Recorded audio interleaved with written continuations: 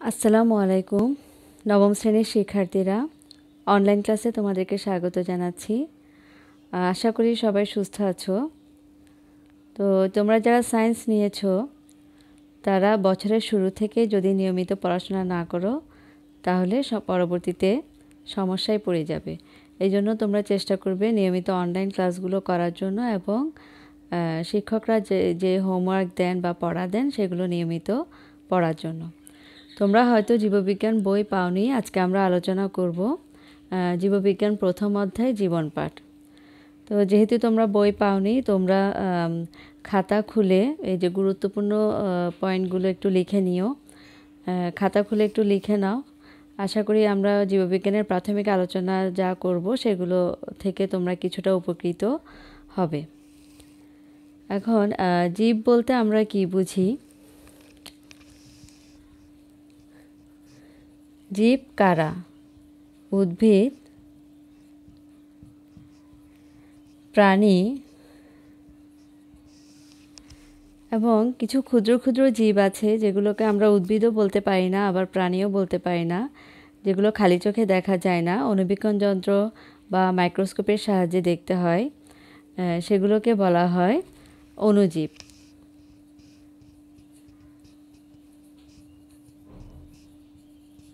যেমন virus, bacteria, ছত্রাক ইত্যাদি। তো এই জীববিজ্ঞানে আসলে এই সকল জীব নিয়েই আলোচনা করা হয়। জীববিজ্ঞান একটি প্রাচীন বিজ্ঞান।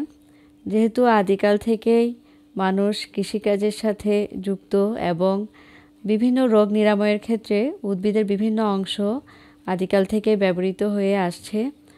তো সেজন্য বা অণুজীবগুলো যে আমাদের শরীরে বা প্রাণীদের শরীরে, অন্যান্য প্রাণীর শরীরেও, উদ্ভিদেও বিভিন্ন রোগ সৃষ্টি করে, এগুলো নিয়ে অনেক আগে থেকে গবেষণা হয়ে আসছিল।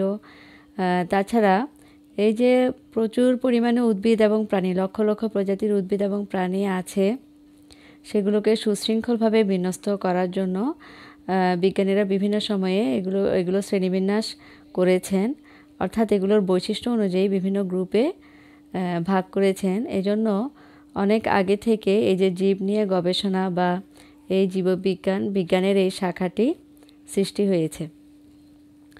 তো আজকে আমরা জীববিজ্ঞানের শাখাগুলো আলোচনা করব। জীববিজ্ঞানের ইংরেজি প্রতিশব্দ হলো বায়োলজি।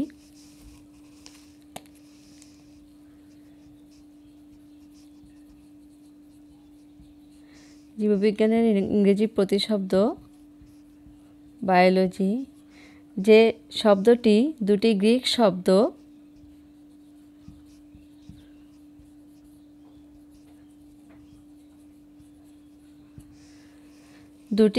শব্দ বায়োস এবং লগস থেকে এসেছে। বায়োস অর্থ জীবন এবং লগস অর্থ জ্ঞান। অর্থাৎ এই যে বায়োলজি শব্দটি দুটি গ্রিক শব্দ বায়োস এবং লগস থেকে এসেছে, এর সমন্বয়ে গঠিত হয়েছে। বায়োস অর্থ জীবন এবং লগস অর্থ জ্ঞান। অর্থাৎ জীবন সম্পর্কিত যে জ্ঞান বা জীবন সংশ্লিষ্ট যে জ্ঞান, সেটাই হচ্ছে বায়োলজি। তো জীববিজ্ঞানের মূলত দুটি প্রধান শাখা।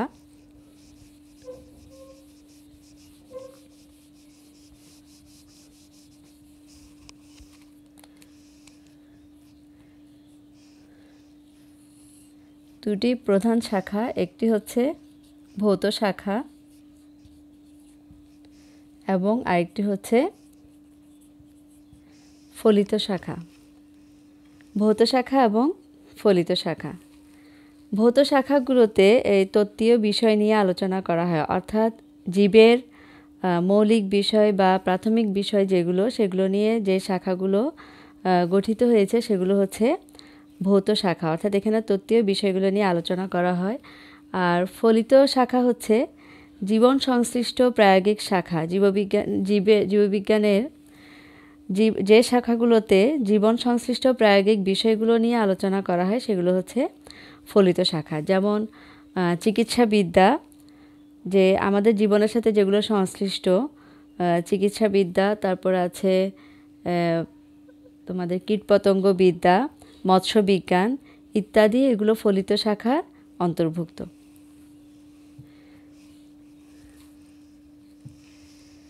আজকে আমরা জীববিজ্ঞানের ভৌত শাখাগুলো নিয়ে আলোচনা করব।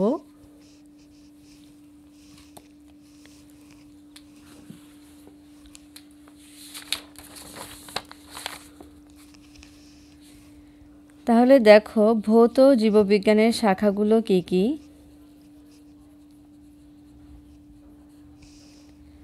ভৌত জীববিজ্ঞান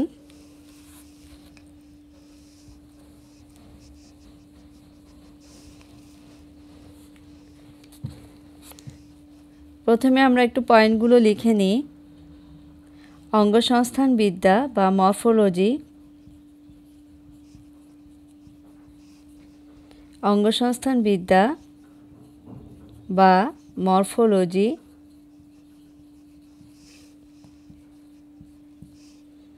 শ্রেণীবিন্যাস বিদ্যা বা ট্যাক্সোনমি,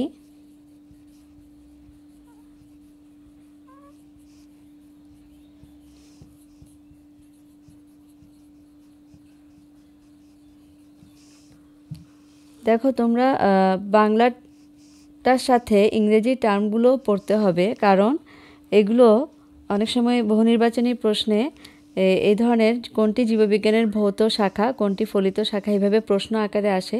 তখন এই মরফোলজিও থাকতে পারে, ট্যাক্সোনমিও থাকতে পারে, বা শ্রেণীবিন্যাস বিদ্যাও থাকতে পারে, দুটোই থাকতে পারে। শারীরবিদ্যা বা ফিজিওলজি,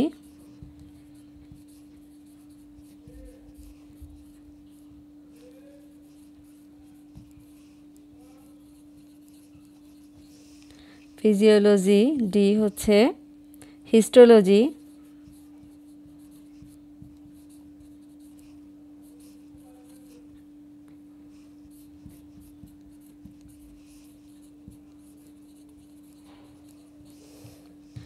তারপর দেখো ভ্রূণবিদ্যা,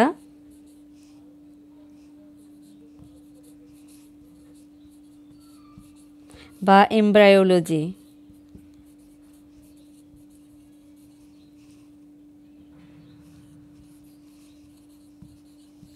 এমব্রায়োলজি আরও আছে।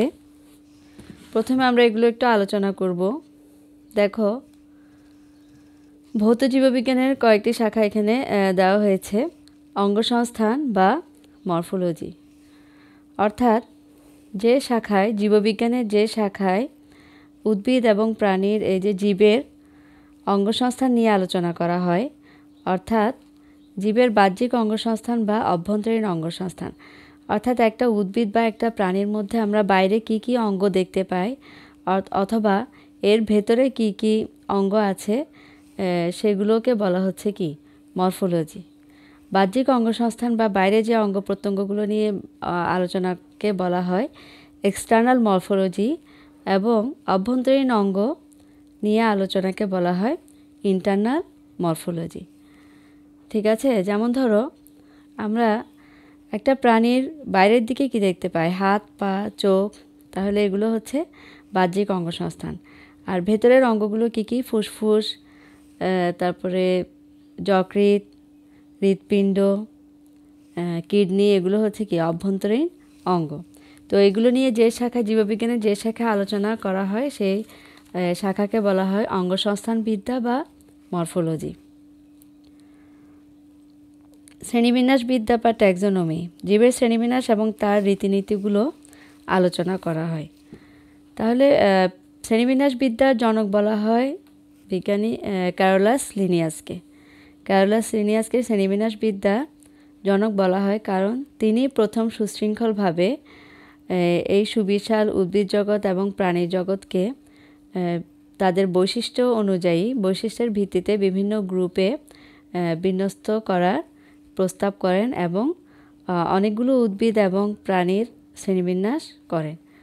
অর্থাৎ শ্রেণীবিন্যাস হচ্ছে, তোমরা ষষ্ঠ শ্রেণীতে পড়েছ জীবজগৎকে 5টি রাজ্যে ভাগ করা হয়। আবার অষ্টম শ্রেণীতে পড়েছ যে 9টি পর্বে প্রাণীগুলোকে 9টি পর্বে ভাগ করা হচ্ছে। তো এই শ্রেণীবিন্যাস আসলে প্রাণী এবং উদ্ভিদ জগৎ, সুবিশাল উদ্ভিদ জগৎ এবং প্রাণী জগৎকে সহজে চেনার জন্য, সুশৃঙ্খলভাবে বিন্যস্ত করার জন্য তাদের বৈশিষ্ট্য অনুযায়ী বিভিন্ন গ্রুপে বিন্যস্ত করা হয়। তো এই বিন্যস্ত করার কিছু পদ্ধতি এবং রীতিনীতি আছে। এগুলো যে শাখায় আলোচনা করা হয় সেটা হচ্ছে শ্রেণীবিন্যাসবিদ্যা বা ট্যাক্সোনমি। তারপর দেখো শারীরবিদ্যা বা ফিজিওলজি। প্রতিটি জীবেই এই যে উন্নত শ্রেণীর জীব যেগুলো আছে সেগুলোতে কিছু অভ্যন্তরীণ রাসায়নিক ক্রিয়া বিক্রিয়া সংঘটিত হয়। যেমন তোমরা উদ্ভিদের ক্ষেত্রে জানো যে সালোক সংশ্লেষণ প্রক্রিয়া, শ্বসন ক্রিয়া, প্রাণীদেরও শ্বসন ক্রিয়া আছে, আবার উদ্ভিদেরও আছে শ্বসন ক্রিয়া। এই যে রাসায়নিক ক্রিয়া বিক্রিয়া এগুলো নিয়ে যে শাখায়, জীববিজ্ঞানের যে শাখায় আলোচনা করা হয় সেটাকে বলা হচ্ছে শারীরবিদ্যা বা ফিজিওলজি। তারপর দেখো হিস্টোলজি। হিস্টোলজিতে এই যে কোষের গঠন, হিস্টোলজি জীবদেহের টিস্যুসমূহের গঠন, কোষের না টিস্যুর গঠন, টিস্যুসমূহের গঠন বিন্যাস। তো কোষ টিস্যু কাকে বলে? একগুচ্ছ কোষ যখন একই জায়গা থেকে উৎপত্তি লাভ করে এবং একটা একই ধরনের কাজ করে তখন সেই কোষগুচ্ছকে টিস্যু বলা হয়। আমরা দেখি যে উন্নত প্রাণী বা উদ্ভিদে এই যে টিস্যুর যে বিন্যাস, বিভিন্ন ধরনের টিস্যু বিভিন্ন ধরনের কাজ করে থাকে। তো এরকম টিস্যুর বিন্যাস বা টিস্যুর গঠন নিয়ে যেখানে আলোচনা করা হয়, টিস্যুর কাজ, এগুলো নিয়ে যে জীববিজ্ঞানের যে শাখা আলোচনা করা হয় তাকে বলা হচ্ছে হিস্টোলজি। এরপরে আসো ভ্রূণবিদ্যা বা এমব্রায়োলজি। ভ্রূণ বলতে আমরা কি বুঝি? একটা উদ্ভিদ আমরা যখন একটা উদ্ভিদের বীজ মাটিতে লাগাই তখন সেখান থেকে বীজ অঙ্কুরিত হয়ে আস্তে আস্তে ছোট একটা উদ্ভিদ সৃষ্টি হয়। বীজের মধ্যে ভ্রূণ সুপ্ত অবস্থায় থাকে, অর্থাৎ বীজের মধ্যে একটা ভ্রূণও থাকে যেটা থেকে পরবর্তীতে অঙ্কুরোদ্গমের মাধ্যমে ছোট চারাগাছ উৎপত্তি লাভ করে। আবার প্রাণীরা খুব ছোট অবস্থায় প্রাণীরা যখন মাতৃগর্ভে থাকে তখন একদম জাইগোট থেকে, তোমরা অষ্টম শ্রেণীতে মাইটোসিস মিওসিস কোষ বিভাজন পড়েছ। মিওসিস কোষ বিভাজনের মাধ্যমে জননকোষের সৃষ্টি হয়। জননকোষ হলো এই যে পুংগ্যামেট এবং স্ত্রী গ্যামেট। মিওসিস কোষ বিভাজনের মাধ্যমে সৃষ্টি হয়।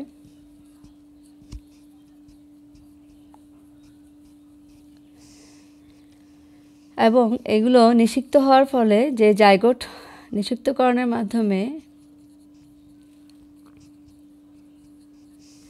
যে জাইগোট কোষ উৎপন্ন হয় সেখান থেকে বাবার মাইটোসিস কোষ বিভাজনের মাধ্যমে, অর্থাৎ এই জাইগোট কোষ বিভাজিত হওয়ার মাধ্যমে সেখান থেকে আস্তে আস্তে কোষ বিভাজনের মাধ্যমে কি প্রাণীদের একদম ক্ষুদ্র অবস্থা যেটা ভ্রূণ সৃষ্টি হয়।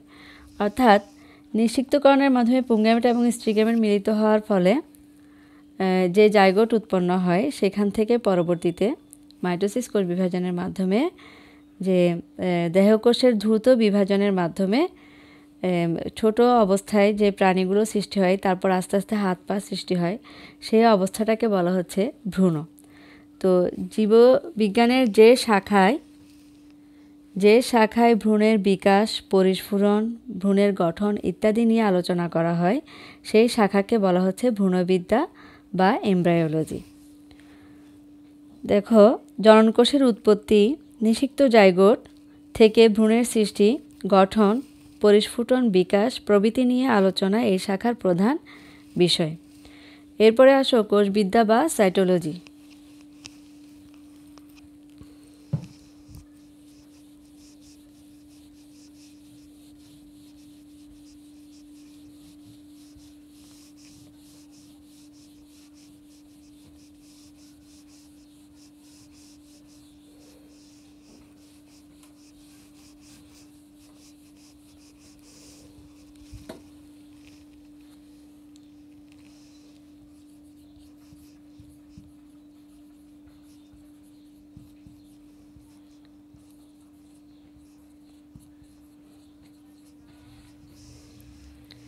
কোষবিদ্যা বা সাইটোলজি। এরপরে আছে বংশগতিবিদ্যা বা জেনেটিক্স।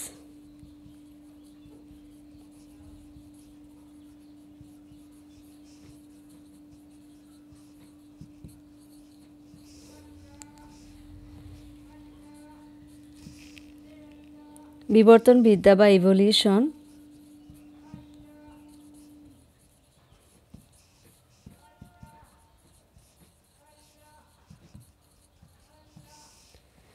তারপরে আছে বাস্তুবিদ্যা বা ইকোলজি,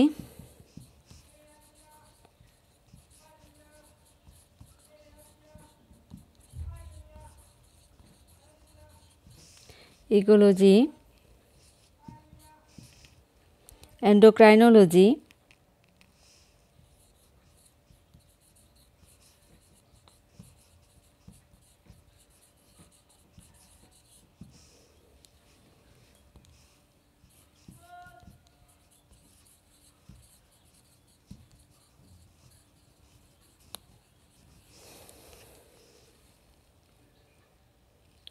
জীবভূগোল বা বায়োজিওগ্রাফি। আচ্ছা, এটা পরে লিখব। কোষবিদ্যা বা সাইটোলজিতে জীববিজ্ঞানের যে শাখায় কোষের গঠন, বিন্যাস এবং কোষের কার্যাবলী ইত্যাদি নিয়ে আলোচনা করা হয় সেই শাখাকে বলা হচ্ছে কোষবিদ্যা বা সাইটোলজি।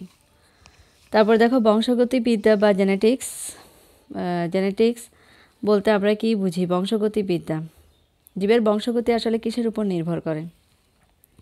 আমরা জানি কোষের প্রাণকেন্দ্র যে নিউক্লিয়াসের মধ্যে এই যে সুতার মতো কিছু বস্তু দেখা যায়, যেগুলোকে বলা হয় ক্রোমোজোম বা ক্রোমাটিন তন্তু। তো এই ক্রোমোজোমের মধ্যে জিনগুলো পরপর সাজানো থাকে। জিন হচ্ছে যা জীবের বৈশিষ্ট্য নিয়ন্ত্রণ করে। অর্থাৎ এই যে মানুষের চোখের রং, চুলের রং কেমন হবে, বা যে বৈশিষ্ট্যগুলো দেখা যায় বা যেগুলো দেখা যায় না, সেই বৈশিষ্ট্যগুলো নিয়ন্ত্রণ করে জিন। অর্থাৎ জিন জীবের বৈশিষ্ট্য নিয়ন্ত্রণ করে। এই জিনগুলো থাকে ক্রোমোজোমে। তাহলে জীবের বংশগতি এই যে পিতামাতা থেকে সন্তানের যে মধ্যে যে বৈশিষ্ট্যগুলো কিভাবে ট্রান্সফার হচ্ছে, স্থানান্তরিত হচ্ছে পিতামাতা থেকে সন্তানের মধ্যে, ডিএনএ, আরএনএ ইত্যাদি বিষয়গুলো যেখানে আলোচনা করা হয়, যে শাখায় জীববিজ্ঞানের যে শাখায় আলোচনা করা হয় তাকে বলা হচ্ছে বংশগতিবিদ্যা বা জেনেটিক্স। তারপরে দেখো বিবর্তনবিদ্যা বা ইভলিউশন। বিবর্তনবিদ্যা বা ইভলিউশন বলতে আমরা কি বুঝি?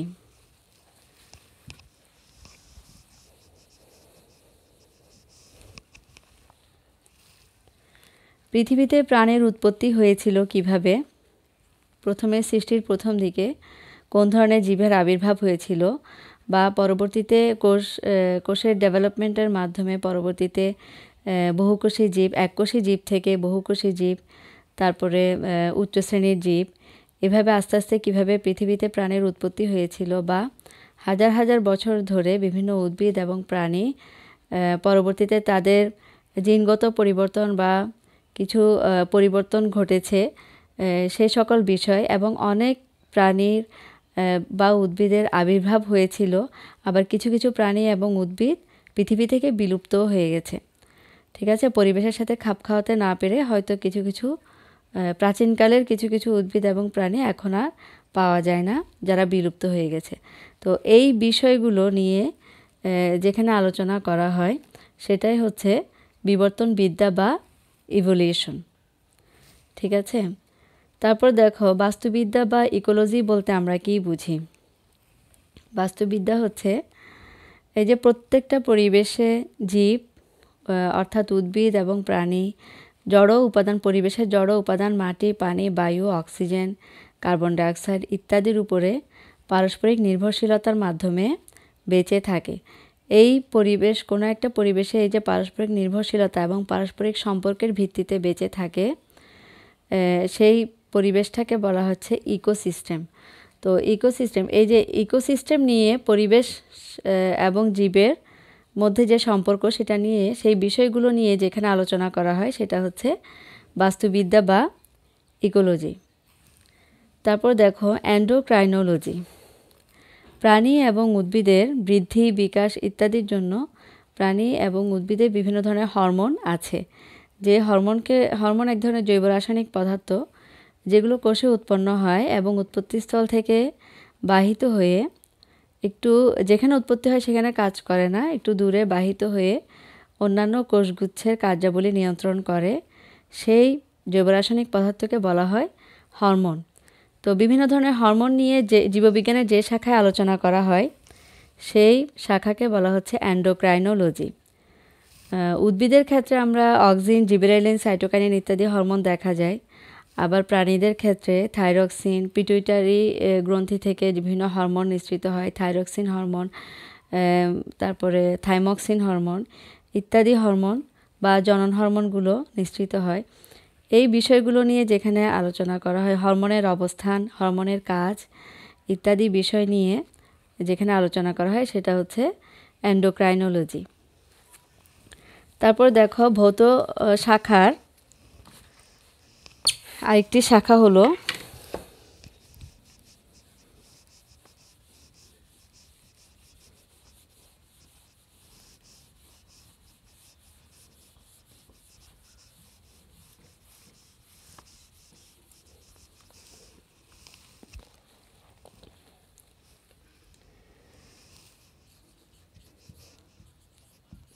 জীবভূগোল বা বায়োজিওগ্রাফি।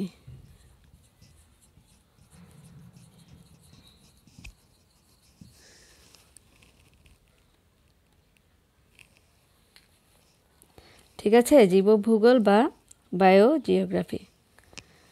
পৃথিবীর বিভিন্ন অঞ্চলে বিভিন্ন ধরনের উদ্ভিদ এবং প্রাণীর বিস্তৃতি। এই যে বিভিন্ন অঞ্চলে আমরা জানি মরুভূমিতে এক ধরনের উদ্ভিদ এবং প্রাণী দেখা যায়, আবার তৃণভূমিতে এক ধরনের দেখা যায়। আবার পৃথিবীর যেসব অঞ্চলে বৃষ্টিপাত বেশি হয় সেসব অঞ্চলে এক ধরনের জীববৈচিত্র্য দেখা যায়, অর্থাৎ প্রাণী এবং উদ্ভিদের বিস্তৃতি এবং পরিবেশের সাথে এগুলোর অভিযোজন, ভিন্ন ভিন্ন অভিযোজন। মরুভূমির উদ্ভিদ যেমন তৃণভূমিতে জন্মাবে না, তেমনি তৃণভূমির উদ্ভিদও আবার মরুভূমিতে জন্মাবে না। এভাবে প্রত্যেকটা পরিবেশের সাথে উদ্ভিদ এবং প্রাণীর অভিযোজন এগুলো নিয়ে যে শাখা আলোচনা করা হয়, অথবা এই যে পৃথিবীর বিভিন্ন অঞ্চলে বিভিন্ন ধরনের জীববৈচিত্র্য দেখা যায়, এগুলো যে শাখায় আলোচনা করা হয় সেগুলো হচ্ছে সে শাখাটাকে বলা হচ্ছে জীবভূগোল বা বায়োজিওগ্রাফি। ঠিক আছে, তাহলে বায়োজিওগ্রাফিতে পৃথিবীর বিভিন্ন ভৌগোলিক সীমারেখায় জীবের বিস্তৃতি এবং অভিযোজন সম্পর্কে আলোচনা করা হয়। জীবের ভৌগোলিক বিস্তারের সাথে ভূমণ্ডলের শ্রেণীবিভাগ সম্পর্কিত বিদ্যা, এটাই হচ্ছে জীবভূগোল বা বায়োজিওগ্রাফি।